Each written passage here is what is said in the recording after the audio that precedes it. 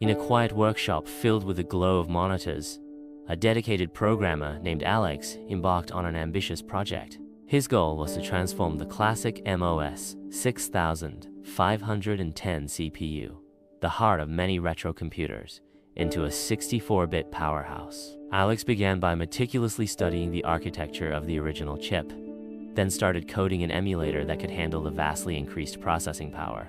He spent weeks in front of his computer, writing line after line of code, testing and debugging each step.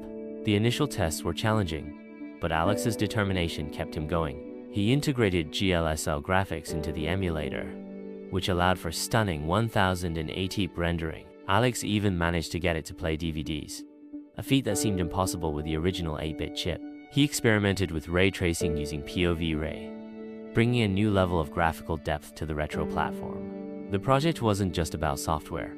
Alex also delved into the history of CPU transistors, connecting past innovations with modern technology.